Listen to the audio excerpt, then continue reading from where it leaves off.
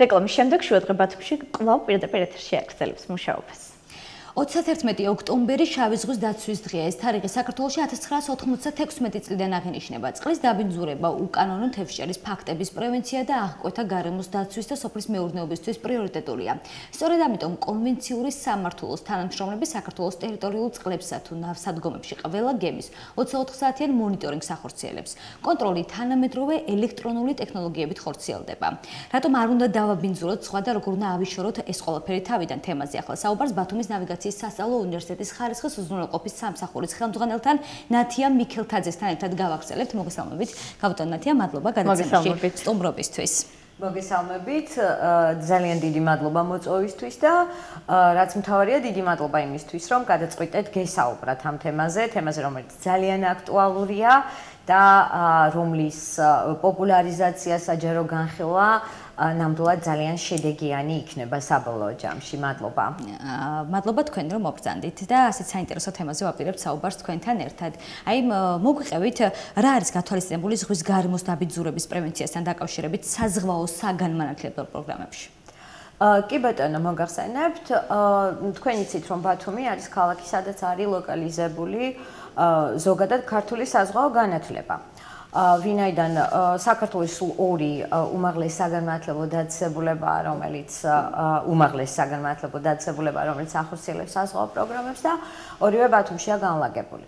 უპირველეს ყოვლისა, რა თქმა უნდა, ძალიან მნიშვნელოვანია და გასათვალისწინებელია ის ფაქტი, რომ საზღვაო საგანმანათლებლო დაწესებულებების საგანმანათლებლო პროგრამები არის აგებული საერთაშორისო საზღვაო ორგანიზაციის მიერ განსაზღვრულ მოდელ კურსებზე, რომლების შესაბამისადაც უნდა მოხდეს საზღვაო სწავლება ყველა იმ ქვეყანაში, რომელსაც სურს, რომ საერთაშორისო საზღვაო ორგანიზაციის აღიარება მოიპოვოს. ქართულმა საზღვაო განათლებამ არაერთხელ დაადასტურა თავისი შესაბამისობა საერთაშორისო სტანდარტთან, გაიარა ბევრი შესაბამისი აუდიტი.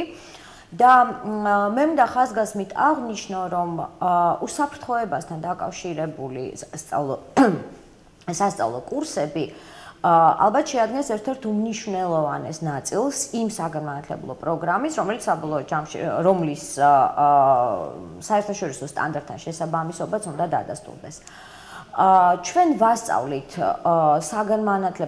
ჩვენი საგანმანათლებლო პროგრამების, საზღვაო პროგრამების ფარგლებში ისეთ სასწავლო კურსს, როგორიც არის გემების მიერ ზღვის დაბინძურების პრევენცია და დაბინძურების თავიდან აცილება. ეს არის სავალდებულო კურსი, ეგრეთ წოდებული კონვენციური სასწავლო კურსი გახლავთ, რომლის ფარგლებშიც საზღვაო სპეციალობების სტუდენტები სწავლობენ მარპოლს, ეს გახლავთ საერთაშორისო საზღვაო ორგანიზაციის მიერ და შემუშავებული კონვენცია გემების მიერ ზღვის დაბინძურების თავიდან აცილების მიზნით. თავისთავად ცხადია, რომ ამ კონვენციის ზედმიწევნით კარგად შესწავლა არის ჩვენი კურსდამთავრებულების, ქართველი მეზღვაურების საერთაშორისო ბაზარზე მიღების, აღიარების და წარმატებული დასაქმების ერთ-ერთი ძირითადი პირობა. გარდა ამისა, რა თქმა უნდა, მათ უტარდება ძალიან ბევრი დამატებითი წვრთნა, სემინარი, ვორქშოპი, რომელიც ამ საკითხებს უკავშირდება. ასე რომ საზღვაო განათლებისთვის ჩვენ თამამად შეგვიძლია ვთქვათ, რომ ქართული საზღვაო განათლებისთვის ერთ-ერთი პრიორიტეტია ისეთი მეზღვაურების აღზრდა, რომლებსაც გემის მიერ ზღვის დაბინძურების პრევენციის წესები შესახორცებული აქვთ და ერთ-ერთ პრიორიტეტად და ძალიან საინტერესოა რა აქტივობებს ახორციელებს ბათუმის ნავიგაციის სასწავლო უნივერსიტეტის ზღვის დაბინძურებასთან ბრძოლის საკითხებში. აი კონკრეტულად რა აქტივობები? კი ბატონო, კონკრეტულად იცით, ძალიან ისეთი მრავალფეროვანი აქტივობები გვაქვს დაწყებული იქედან, რომ ჩვენ ყოველ წელს შავი ზღვის დაცვის დღეს ვალაგებთ სანაპირო ზოლს. დიდი ხნის ტრადიციაა, ბოლო 10 წლის მანძილზე თუ არ ვცდებით, პანდემიის დროს მე მგონი ჩაგვივარდა ეს პროცესი. რეგულარულად ვიღებთ ხოლმე სანაპიროს ერთ რომელიღაცა კონკრეტულ ზოლს და ვალაგებთ ამ ზოლს. სანდასუფთავებასთან ერთად ვაწყობთ ძალიან დიდ და მასშტაბურ აქციას და ვთვლით, რომ ეს უმუშავებს ჩვენ სტუდენტებსაც და პედაგოგებსაც, იმიტომ რომ ყველანი ვართ ამ პროცესში ჩართულები, აი მინიმალური ჩვევებით დაწყებული, ხო, რომ სანაპირო არ უნდა დაანაგვიანდეს, დამთავრებული იმით, რომ ჩვენი უნივერსიტეტი არის ნაუტიკალ ინსტიტუტის, ასევე იამუს საზღვაო უნივერსიტეტების საერთაშორისო ასოციაციის და ასევე იმლას საზღვაო ლექტორების ლექტორთა საერთაშორისო ასოციაციის, საზღვაო ლექტორთა საერთაშორისო ასოციაციის წევრია და მხოლოდ ნაუტიკალ ინსტიტუტს მაგალითად წელიწადში საშუალოდ 6-7 სემინარი ან ვორქშოპი აქვს, რომელიც უშუალოდ უკავშირდება ზღვაზე უსაფრთხოების საკითხებს. ეს არის არა მხოლოდ მეზღვაურთა უსაფრთხოების საკითხები, არამედ უშუალოდ ზღვის ეკოლოგიის, ზღვის დაბინძურების თავიდან აცილების საკითხებია და კიდევ ძალიან მნიშვნელოვანი საკითხები, რომელიც იამუს სემინარი იყო, ვორქშოპები იყო, რომელსაც აქტიურად ვიყავით ჩართულები, იყო ვორქშოპების ციკლი, რომლებიც ეძღვნებოდა მაგალითად კატასტროფის შემდეგ უკვე მომხდარი ზღვის დაბინძურების შემდეგ მოქმედებების ჯაჭვს, რომელიც უნდა განხორციელდეს იმისთვის, რომ კონკრეტულმა ავარიულმა სიტუაციამ კატასტროფის მასშტაბები არ მიიღოს. აი საინტერესოა რა დონეზეა ჩართული ქართული საზღვაო საგანმანათლებლო სექტორი ამ პროცესებში. აი გარდა იმისა, რომ რაღაც ღონისძიებებში იღებთ მონაწილეობას, აი კიდევ და რა არის გასაკეთებელი ამ მიმართულებით ასევე? რას დაამატებთ თქვენ? იცით ჩვენ ბოლო პერიოდში ვცდილობთ ძალიან რომ განვახორციელოთ კონკრეტული ნაბიჯები. თავისთავად ცხადია რომ ვთქვათ მხოლოდ საზღვაო სფერო, მხოლოდ ერთი ან ორი უნივერსიტეტი უღონოა ამ შემთხვევაში და გასაგებია რომ ეს გაცილებით უფრო მასშტაბური პრობლემაა, ხო? მით უფრო რომ ჩვენ ახლა ამ ეტაპზე არ ვლაპარაკობთ მხოლოდ იმაზე, რომ შესაძლებელია გემებმა დააბინძურონ ზღვა. ეს შავი ზღვის შემთხვევაში, რომლის დაცვის დღეც არის დღეს, ეს არის ალბათ მეორე ხარისხოვანი პრობლემა, იმდენად რამდენადაც ჩვენ ყველამ ძალიან კარგად ვიცით, რომ შავი ზღვა არის პლასტიკით ყველაზე მეტად დაბინძურებული ზღვა მსოფლიოში, ხო? სამწუხაროდ. შესაბამისად, აი ჩვენ მაგალითად ამ ზაფხულს ბათუმის ნავიგაციის სასწავლო უნივერსიტეტმა აჭარის ავტონომიური რესპუბლიკის დასაქმების სააგენტომ და EDEC-მა, ეს არის განათლების განვითარებისა და დასაქმების ცენტრი, ევროკავშირის პროექტის დაფინანსებითა და ჩართულობით ჩავეტარეთ საზღვაო ბიზნეს ფორუმი, რომლის პირველი ნაწილიც, უშუალოდ ფორუმის B2B ნაწილამდე, პირველი ნაწილი იყო პანელური გამოსვლებით, სულ 3 პანელში ვიმუშავეთ და ერთი პანელი აქედან გადავწყვიტეთ მთლიანად დაგვეთმო შავი ზღვის ეკოლოგიის საკითხებისთვის.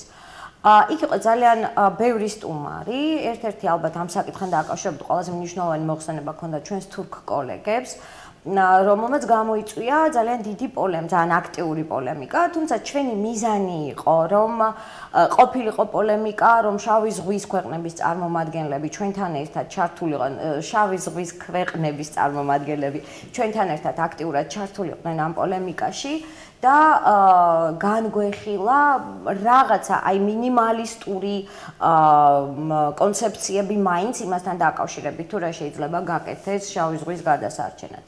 თავისთავად ცხადია, რომ პლასტიკის დაბინძურება მარტივი, ანუ ყოფითი პრობლემებიდან წარმოქმნილი ამბავია, ხო? იმიტომ რომ ეს არის როგორადაც არ უნდა გვინდოდეს ჩვენ ხალხსიტყვის გაჟღერება, ეს არის ნარჩენები, ხო? ძალიან მარტივად რო თქვა ნაგავი, რომელიც ნაგავს აყრილებიდან ჩადის ზღვაში და ამას ეს ხდება არა მხოლოდ ქართული, ასე ვთქვათ, ხმელეთის ქართული ნაწილიდან, არამედ ბევრი სხვა ქვეყნიდან. ჯანმრთელობისთვის რამდენად დამაზიანებელია ეს ყოფილი, ჩვენ ხომ ამ ყველაფერში ვბანაობთ? დიახ, რა თქმა უნდა, ჯანმრთელობისთვისაც, მაგრამ უპირველეს ყოვლისა ყველაზე დიდი პრობლემა ექმნება იმათ, ვინც იქ ცხოვრობს და არა იმათ, ვინც იქ პერიოდულად ბანაობს.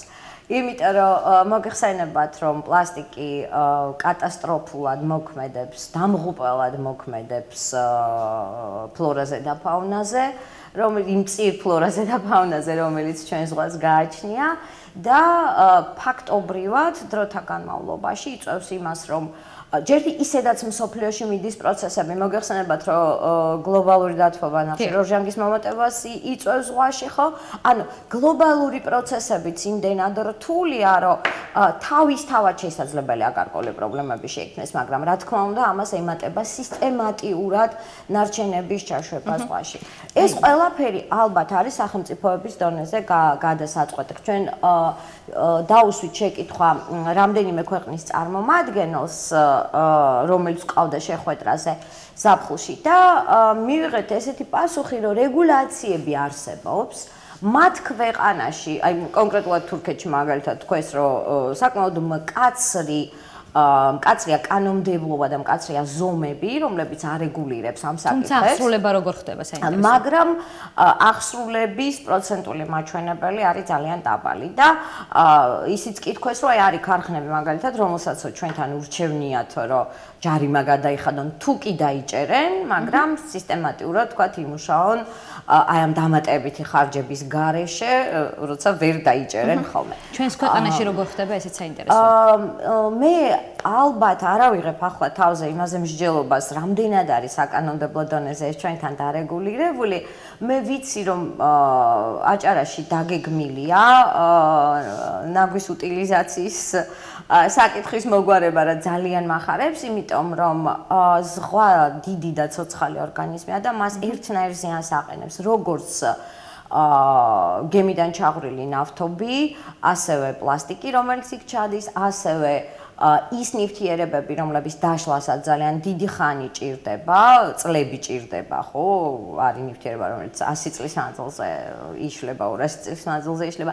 შესაბამისად, ზღვის დაცვა დაბინძურებისაგან შეუძლებელია მაგალითად მხოლოდ მარპოლით და მხოლოდ საზღვაო კონვენციით, ხო, რომელიც ჯერ კიდევ, რა ვიცი, 1954 წელს დაიწყო, პირველი oil poly იქნა მიღებული 54 წელს და იქიდან მოყოლებული ეს კანონმდებლობა იხვეწებოდა, მასში შედიოდა, ნახეთ, ბევრი სხვადასხვა პუნქტი, ხო?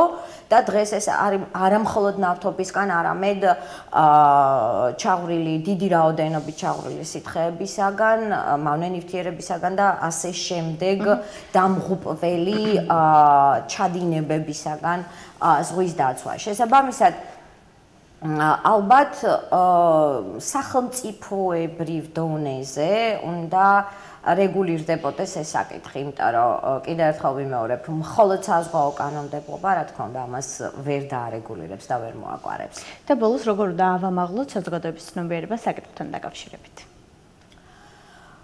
საზოგადოების ცნობიერების ამაღლებასთან დაკავშირებით ალბათ, მე მგონია, რომ ტრადიციული გზით, მეგობრებო. ტრადიციული გზით ვილაპარაკოთ ამის შესახებ. დაიგეგმოს, არ ვიცი, რაღაცა კამპანიები, ხო, რომლებიც ხელს შეუწყობს ამ საკითხის პოპულარიზაციას. სემინარები, ვორქშოპები, მას-მედიამ ალბათ მეტი ყურადღება უნდა გაამახვილოს ამაზე და იქამდე მაინც უნდა მივიდეთ, რომ ვხვდებოდეთ, რომ პლაჟზე ცელოფნის დატოვების ხო, აი მომენტი, ხო, ადამიანები ამას არ თვლიან კატასტროფად და თვლიან რომ ამის გაკეთება შეიძლება და ეს ძალიან ესეთი პატარა ცელოფანია რა ყველა აგდებს და მეც დავაგდებ თემა აი მე მგონია რომ ყოველდღიური ყოფითი პრობლემების მოგვარებით იწყება რაღაცა გლობალური ზრუნვა გარემოზე და მათ შორის ზღვაზეც რომელიც კიდევ ერთხელ გავიმეორებთ ამ ეთერიდან რომ ის ზღვა რომლის ნაპირზე ჩვენ ვცხოვრობთ ჩვენი შავი ზღვა პლასტიკით ყველაზე მეტად დაბინძურებული ზღვა მსოფლიოში, რაც ჩვენი სირცხვილია ხალხო.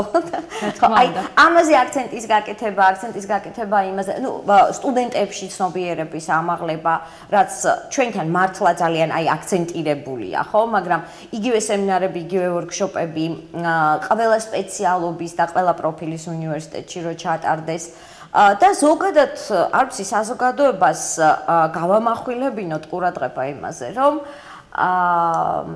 არ ვიცი შენს ირგვლივ გარემოს დასუფთავება მოწესრიგებით იწყება ზრუნვა მთელს სამყაროზე, ხო? მთელს პლანეტაზე. ამიტომ ეგებ მას მეტიას რაღაცნაირად მეტი ყურადღება გამოეჩინა ამ საკითხისადმი და კიდე იმ საკითხისადმი როდის მოხდება ნაგვის უტილიზაცია და გადამუშავება საქართველოში ისე, რომ ეს ყველაფერი საბოლოო ჯამში ზღვაში ცურვისას არ გხვდებოდეს ხოლმე. მადლობას გიხდით გადაცემაში სტუმრობისთვის და ძალიან დიდი მადლობა საინტერესო ინფორმაციებისთვის. მე ვისურვებდი, რომ მოქალაქეებში ახლა თუ არა წლების შემდეგ მაინც იყოს ის განწყობა, რომ თუნდაც ეს პატარა ნაგვის პარკი არ დატოვონ პლაჟზე. ვიმედოვნებ, რომ საზოგადოების დიდი ნაწილი არა მხოლოდ პლაჟზე, არამედ ჩვენს გარემოში, ბუნებაშიც თუნდაც არ დატოვებენ საკვების ნარჩენებს, როგორც ასევე პარკებს და ასე შემდეგ. დიდი მადლობა ასეთი საინტერესო თემისთვის, საინტერესო საუბრებისთვის, მოწოდებებისთვის და ვიმედოვნებ, რომ ასევე დიდი ყურადღება იქნება გამახვილებული როგორც კანონმდებლობაზე, ასევე მის აღსრულებაზე. წარმატებებს გესურვებთ. დიდი მადლობა. ჩვენ კი მაყურებელს შევახსენებთ, რომ ჩვენი გადაცემის სტუმარი ბათუმის ნავიგაციის სასწავლო უნივერსიტეტის ხარისხის უზრუნველყოფის სამსახურის ხელმძღვანელი ნათია მიქელთაძე იყო. ეხლა კი ძალიან საინტერესო წიგნზე უნდა გიამბოთ. ბათუმი ასე ქვია წიგნს, რომელიც რამდენიმე